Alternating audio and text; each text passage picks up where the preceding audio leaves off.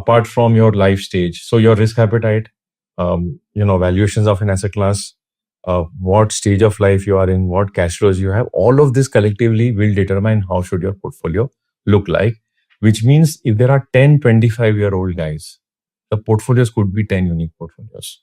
And I hesitate to generalize because then I will I'm giving the framework to decide. So for 125-year-old guy, his portfolio could be 100% in stocks.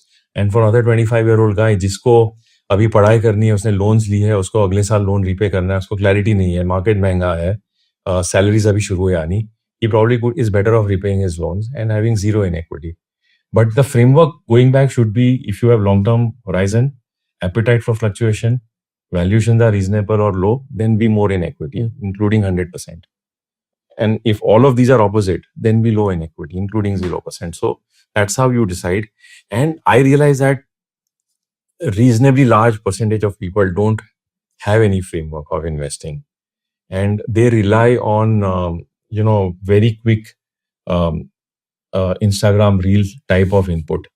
और कल ही हमने एक छोटा सा picture post किया है हमारे सोशल मीडिया पे, मैंने भी इसको अपने मीडिया लिंक्डइन पे पोस्ट किया है कि वो 1 मिनट के रील पे आप अपने 50 साल की लाइफ के डिसीजंस नहीं ले सकते हो या नहीं लेने चाहिए. इसको बहुत डीपली समझना जरूरी है. तो या तो आप मेहनत कीजिए इस सीखने समझने में. Thankfully today lot of genuine content is available. Unfortunately, equally bad content is available and you are not able to decide which is good or bad. So first learn by identifying a good doctor or a good advisor or a good RI or a good wealth manager, and then gradually build your journey. So that's how I would guide. Now, my asset allocation has fluctuated between 50 to 80% at different points in time over the last 8-10 years. Generally, when I don't have need for any important cash flow requirement or any large expense, then ideally I should be fully in equity because my money is for permanent. I have permanent capital, I can say, because thankfully, thanks to being in this industry and earning well over 25 years, there is enough cushion and lifestyle expenses are not very high. So 95% of my income goes into savings. And मेरे अंदर एक hack है जो मुझे किसी ने 10-15 साल पहले सिखाया था कि आप यूनिट के कलेक्टर बनो. So for me, shopping units is a hack. Now, not everyone will think from that lens because people want to enjoy life, people want to spend. I also do that, but I feel very excited when I buy more units. So जब market गिरता है तो मुझे बहुत अच्छा लगता है और जब बहुत बढ़ता है तो मुझे बहुत अच्छा नहीं लगता है because I'm still in the collection phase.